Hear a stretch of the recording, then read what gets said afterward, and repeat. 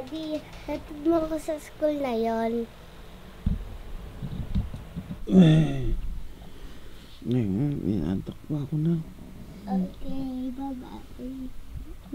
Pwede ba mamaya na lang? Okay. Happy Father's Day po. Sige na, matutulog muna ako, ha? Okay, pati na lang ako kay Tito Alex. Mag-ano muna ako. Tulog muna ako kasi late na ako dumating. Okay. Sanduin kita o yatig kita ulit mamaya. Okay. Bye-bye. Papatay na lang ng ilaw na. Okay po. Bye-bye.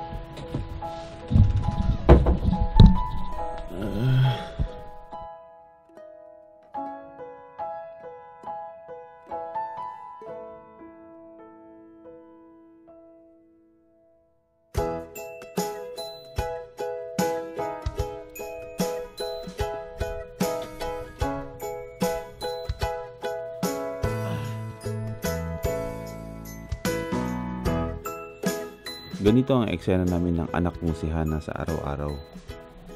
Papasok siyang tulog ako. O uuwi ako ng gabi na tulog na siya. First timers, kamusta kayo? Anong first time ang meron sa inyo ngayon? Kaya itong vlog na to ay inaalay ko para sa mga magigiting na tatay, sa mga masisipag na tatay, at sa mga tatay na walang ginawa kundi ang magsakripisyo, gawin ang lahat para sa mga anak nila. Good morning, guys. Father's Day. Tarasin muna natin yung araw natin ng ano. Alam niyo na, hindi natin pwedeng simulan yung araw ng walang kape. Tara.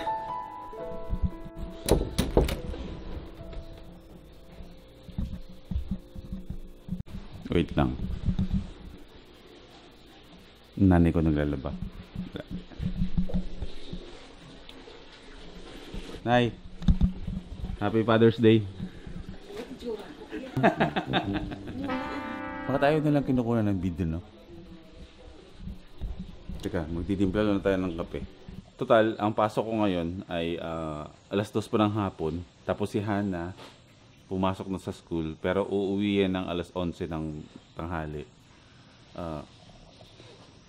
I-ready ko lang yung kape. Meron tayong pupuntahan. Yung lugar na yun, lagi kong puntahan yon kapag gusto kong mag-isip, gusto kong mag-unwind, pupunta natin. Dadaling ko kayo doon. Pero bago yun, i-ready ko muna yung kape. Magdadala ako ng kape doon. Okay? Samahan niyo ako. Ano? Father's Day ka ba? Father's Day ka ba? Kailan ka magiging father? Ha? Kailan ka magiging father? Kailan?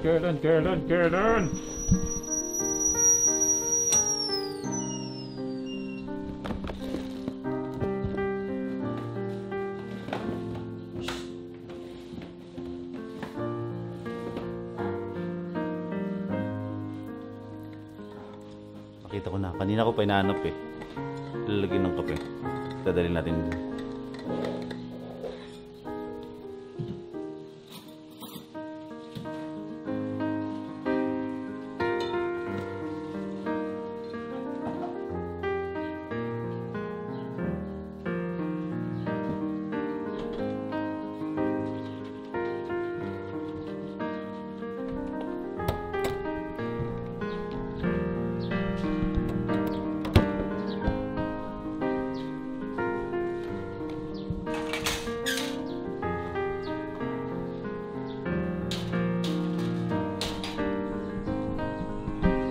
Etong apartment na yan, bagong tayo yan.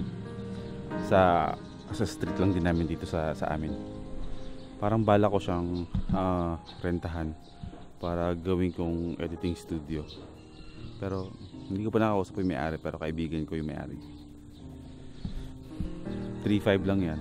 Tapos parang yun, meron ko ng place para mag-edit. Meron ko ng katahimikan para gawin yung mga gusto mong gawin, di ba? Pinag-iisipan ko pa.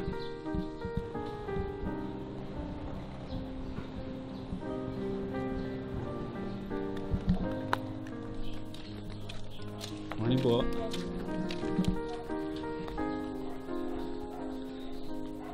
Ginagawa niyo. Dalawa. Huwag din siya maglakad. Sila. Uy! Napakadaming kambing dito. Ayan. Ayun pa ba? Meron ba doon? Andito na ako sa likod ng bahay namin. Na-miss ko yung ganito eh. Okay, raw vlog tayo muna. Hindi ko alam kung ibig sabihin ng anong raw vlog kasi ano ba yun? Sa pag-edit ba yun? O basta sa akin kasi career o hindi career na pag-edit, vlog tawag ko dun eh. Tignan nyo yung lugar.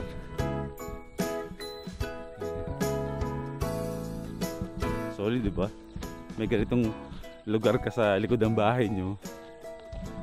Yan, sarap pagpahangin. Mag-isip-isip. Dala mo yung kape.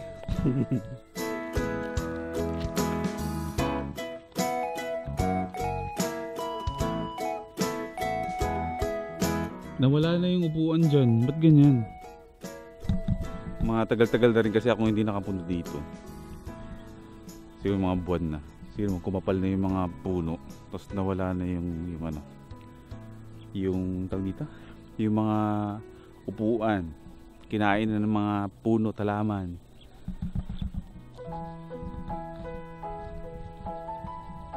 Oo nga pala.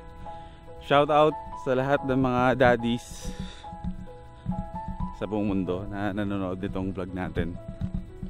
Dahil Father's Day ngayon, kakalma lang muna tayo. O tawagin natin ulit na heart to heart talk na naman to. Kasi syempre, usapang tatay na naman to. Nawala na pala yung upuan dyan. Dyan sa upuan dyan, nakala ko may upuan pa dyan. Wala na. Oo, tagal na bang nawala yun? Sira na eh. Bulok mo. Ah, sayang. Wala no. Happy Father's Day, kuya.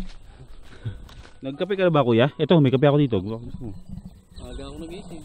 Kuya, kamusta? Meron ka bang anak? May anak ka na? Meron, dalawa. Kamusta ang Father's Day? Okay naman. Okay naman.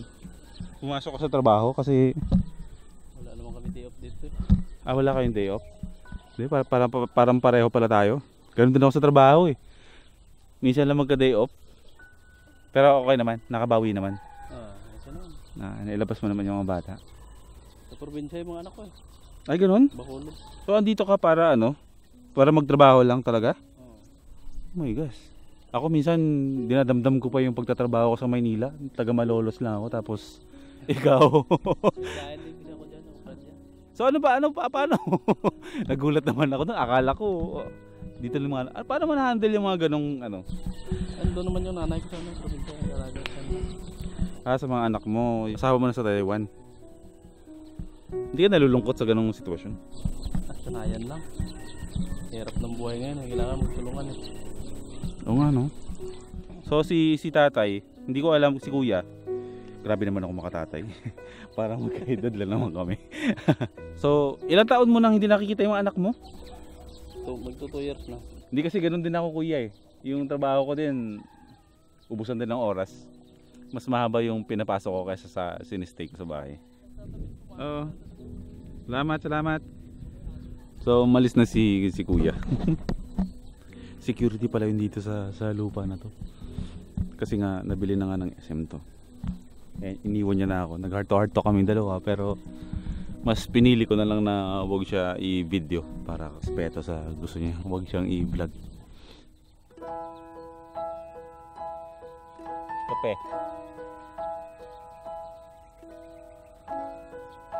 Kaya gusto ko dito sa lugar na to. Kasi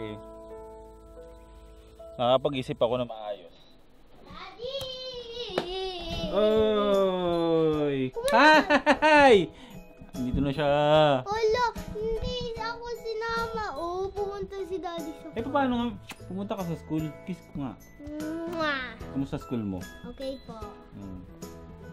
Kumain ka na? Kain ka muna dyan. Okay. Pabalik siya ng school yan pagkatapos niya mag-lunch. Ay, Daddy, sama ka doon. Saan? Mas bulag ka. Ngayon? Ihatid nga kita, di ba? Okay. Kumain ka dyan tapos ihatid kita sa school, okay? Okay. Okay. Itutuloyin ko lang yung edit ko. Sige. Sige. Kaya gusto ko dito sa lugar na to. Kasi nakapag-isip ako na maayos. Wala kang marinig dito kundi yung malalayong tunog ng city, tunog ng hangin, Tunog ng mga iba't ibang klaseng ibon. Yung aura ng kalikasan na nasa probinsya ka talaga at meron kang katahimikan, literal, sa pandinig mo, ito yon. Maraming klaseng tatay sa mundo. Alam niyo yan. May mga tatay na kayang tiisin yung anak. May mga tatay na hindi kayang tiisin yung anak. May mga tatay na nagpapakatatay. May mga tatay na hindi pinaninindigan yung pagiging tatay nila. May mga tatay na bahala lang kung ano lang meron. May mga tatay naman na ginagawa yung lahat para maibigay ang lahat para sa kanyang pamilya. Ikaw na nakikinig ngayon sa akin, ano ka doon? Ano ka dun sa mga tatay na mga sinabi ko? Ako, sa dami ng magagandang nangyari sa buhay ko, masasabi ko na yung pagiging tatay ang pinakamagandang nangyari sa buhay ko. Alam niyo kung bakit? Kasi doon nabuksan yung puso ko kung paano magmahal ng totoo na walang kapalit. Sabihin natin nagkaroon ka ng girlfriend dati, iba yung pagmamahal na ganun. Kasi yung pagmamahal na tutubo na lang sa puso mo pag nagkaroon ka ng anak. Puso na handang magsakripisyo para sa lahat. Pusong handang gawin ang lahat para ibigay para sa anak mo. Pusong handang magsakripisyo ng sayo na dapat pero ibibigay mo sa anak mo. Pusong handang magsakripisyo kahit pagod na pagod, titiisin mo, maibigay mo lang yung pangangailangan ng mga anak mo. Saan ka dun? Ako, hindi naman perfecto akong tatay. Marami akong flaws bilang tatay. Maraming room for improvement. Maraming chance para bumawi. Nagtatrabaho ako 6 days a week sa opisina. Kaninang umaga, 'di ba, nakita nyo pumasok si Hana ng maaga, pero ako pupungas-pungas pa. Hindi ko kayang ihatid kasi nga madaling araw na ako nakakauwi ng bahay. Nakakalungkot isipin yung kailangan ka ng anak mo na gusto magpahatid sa school pero hindi mo kaya kasi hindi kaya ng katawan mo.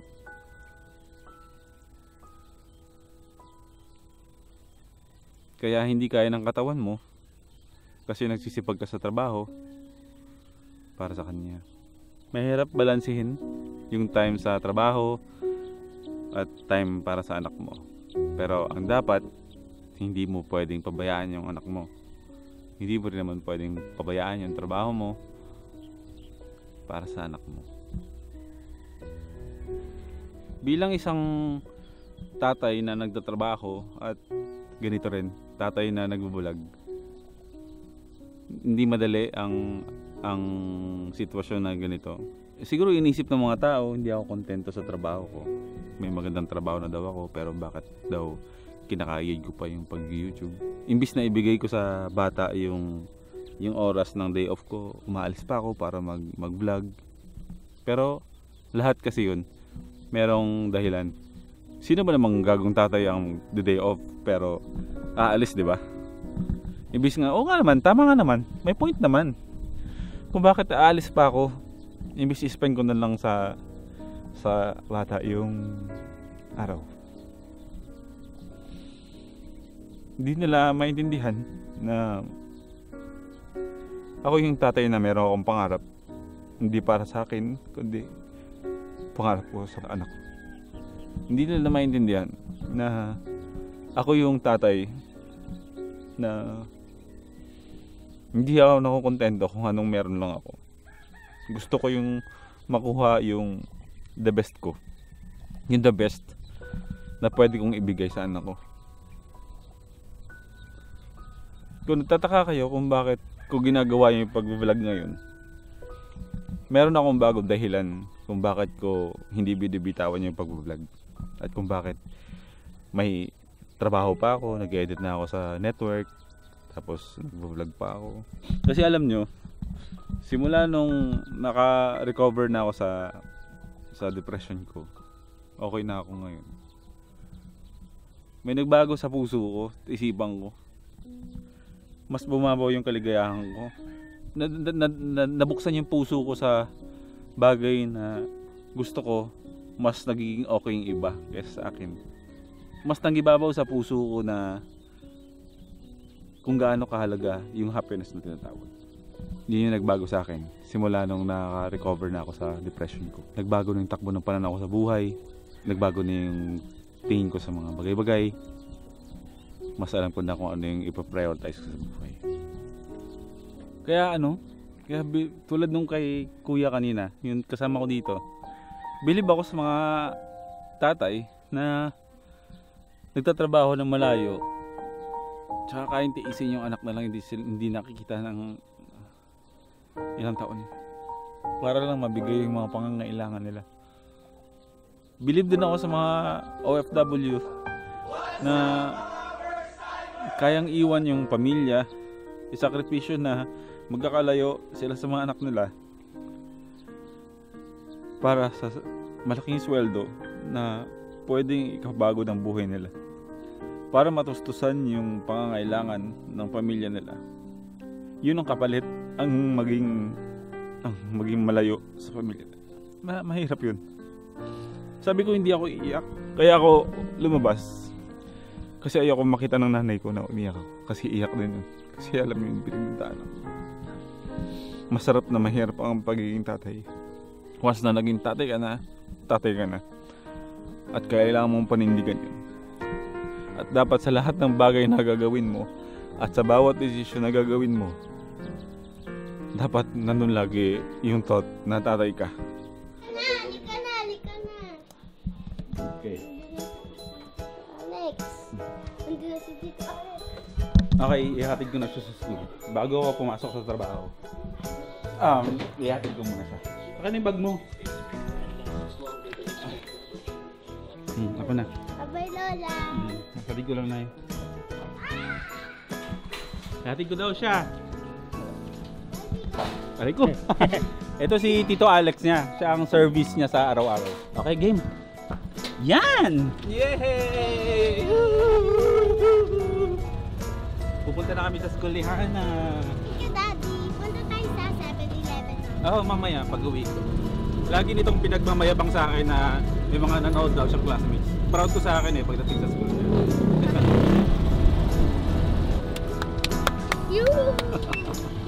Hatid ko muna to. Oh, late ka na. Oh, dali. Takbo tayo. At late na tayo. Dali. Pasok na. Basta. Dali. Yan. Hi! Kayo yung mga classmates niya na?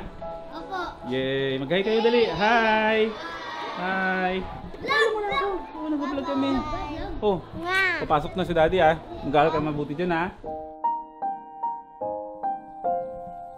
Gaano ba kahirap ang pagiging tatay na nagtatrabaho at nag-YouTube?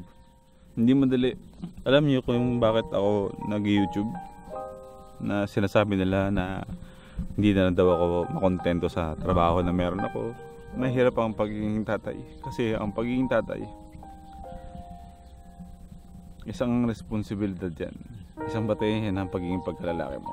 Ang batayan ng pagiging lalaki, hindi dahil sa kung anong merong yaman ka, kotse ka, magandang trabaho.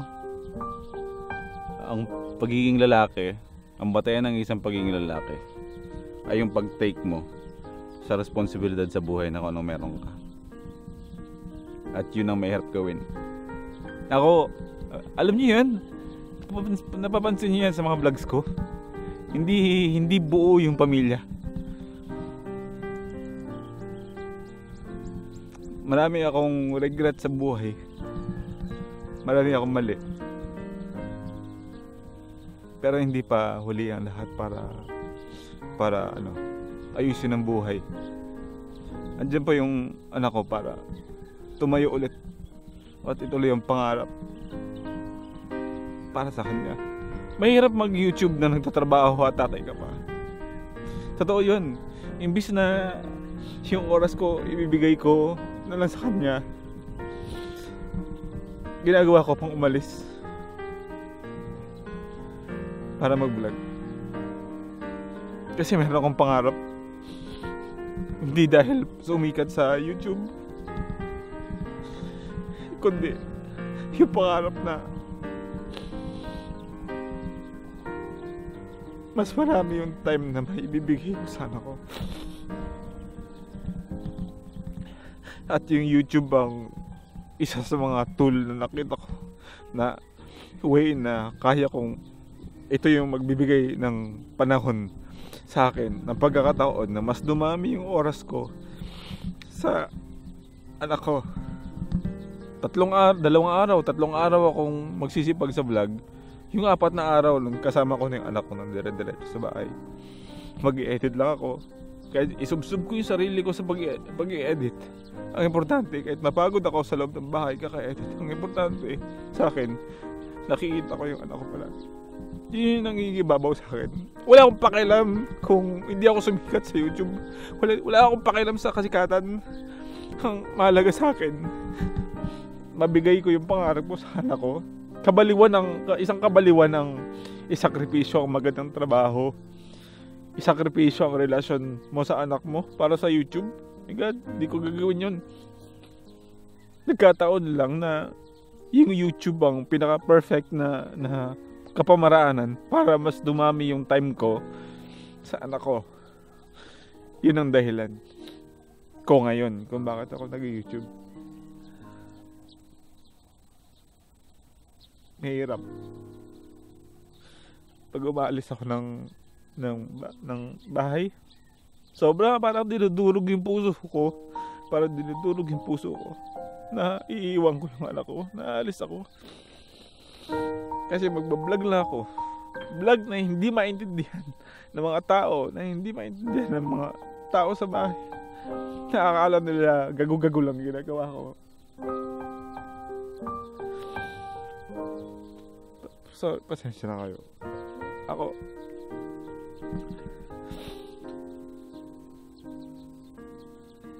masakit sa isang tatay ang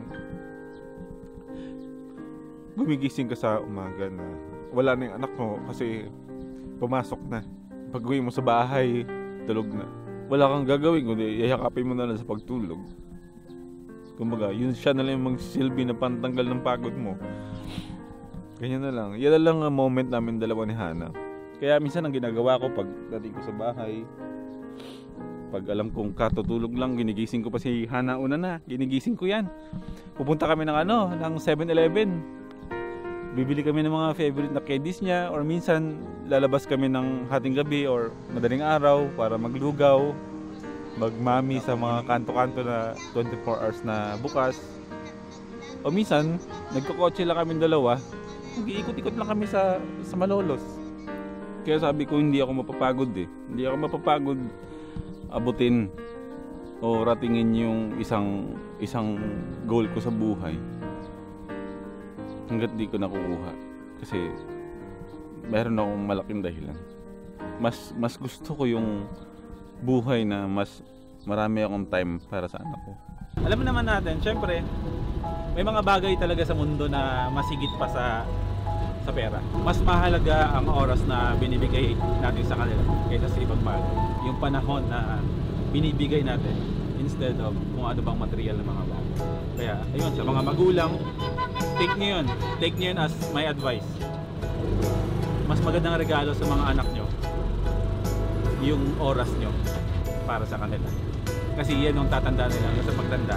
Yung pinagsamahan nyo, yung nararamdaman nila yung pagmamahal nyo. Ang pagmamahal kasi hindi nakikita yan ng mga bata sa mga regalo lang. Subok ko na yan. Kaya, ayun, more time with your family, more time with your kids, mga daddy-o. Yan.